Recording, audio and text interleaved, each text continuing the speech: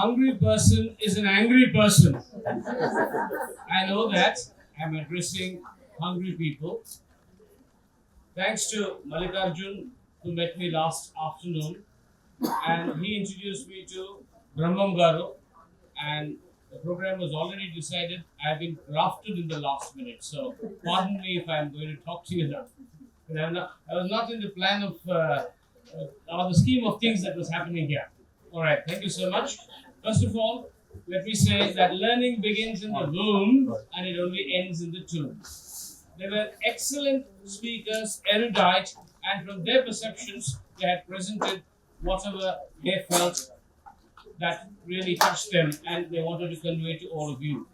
And, well, as everybody said, the first teacher is the mother. So, for all the mothers, as well as the ones who are the sisters who come in, and then comes the wife, and then comes the daughter, my salutations to all of you as women who have shaped the lives of many people. There are debates about, who's better or so. I think I recommend a book called Men Are From Mars and Women Are From Venus. We are different, but then, as Dr. Kishore said, there has to be something called as not, competition, but collaboration to run our lives. I am a teacher from pre-primary to post-doctoral studies. And I am not at all a person who's got great paper qualifications. Nature qualified me. I'm coming to that. To quote Cicero, who said, you all know about Cicero? Natural ability without education has risen a man and woman. I would say a woman and man. Today we are talking about neutral gender. We are talking about inclusivity. So, has risen anybody to glory and virtue than education without natural ability. I was a rebel in school. As somebody said, I asked a lot of questions only to be told, don't disturb me when I'm teaching. Right? See me after class. I went after class to ask the teacher, and after many years, I went back to my school and saw that most of them had left the world. So don't read me wrong. I said, teacher, you said come later, and now you become late so and so. Who's going to clarify my doubts? Right? But that's my personal experience. You said come later when? Who will clarify?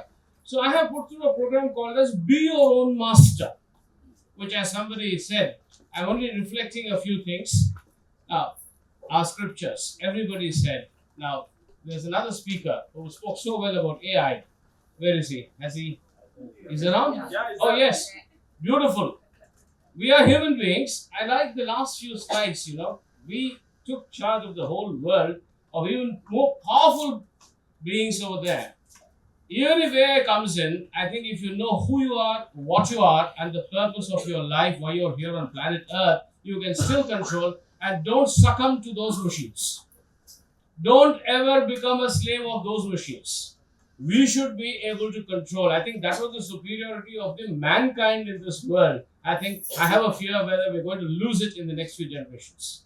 And one appeal I have for all the teachers, mothers, I'm speaking neutrally. I'm not going to take any sides. All right? She also presented very nicely saying, simplify. Today, I feel the more complicated words you use and try to make it more, difficult. Oh, நல்லா படிச்சவர் ரொம்ப படிச்சிருக்காரு ரொம்ப புத்தி இருக்கு. If you simplify, அவ்வளவுதானா? You lose your value if you simplify. That is why people started complicating. The more you complicate, like one of the speakers said, a great erudite speaker came on stage and spoke, like you brought out beautifully about those two gentlemen, Albert Einstein and Charlie Chaplin.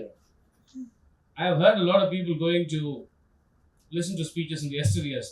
Not in the recent times after all that Zoom meetings and all impersonal things happen. We like to go in person. So, great speaker. Okay, what did you learn? Fantastic language. In recent times they refer to Shashi Tharoor, right? What a speech! Okay. Finally, what was your take home or what did you learn? One way purila, six-year bouncer. What a great speech, erudite speaker. What's the purpose of that? Unless you get across your message to the audience, and there should be a take home and to apply it.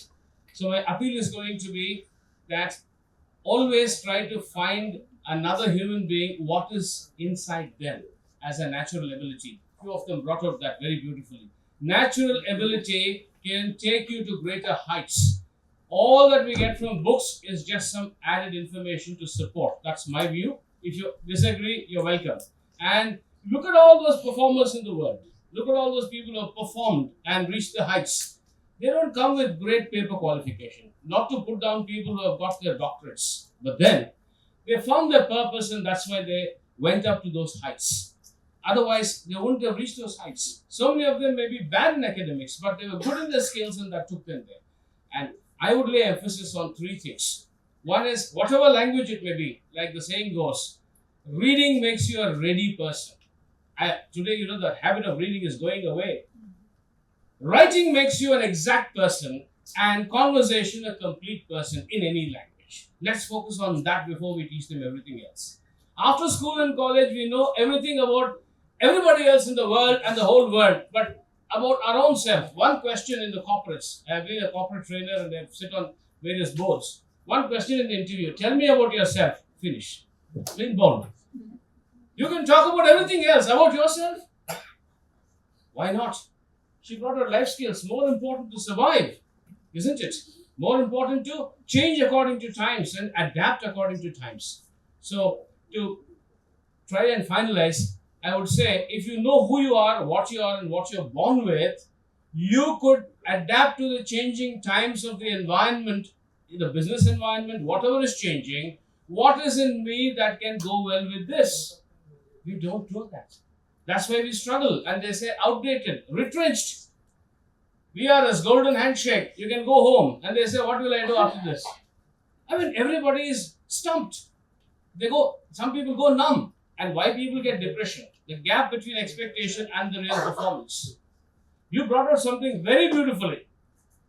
Excellent. Most of the speakers brought it very well. So let's work on trying to help another human being. I think, as somebody said, forget all your qualifications and your positions. Are you a good human being is the question. Are you trying to make another person a good human being with what they possess? I've seen in the corporate world, fantastic qualifications. We absorb them.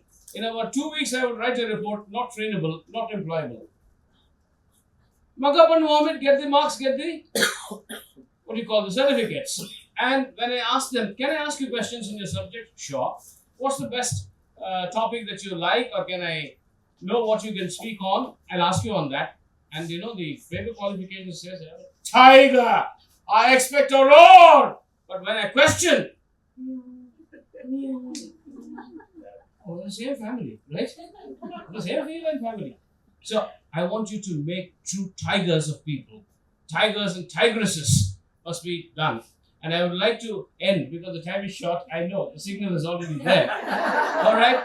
If you can visualize the invisible, you can accomplish the impossible. I'm saying it with my experience. I forayed into various areas.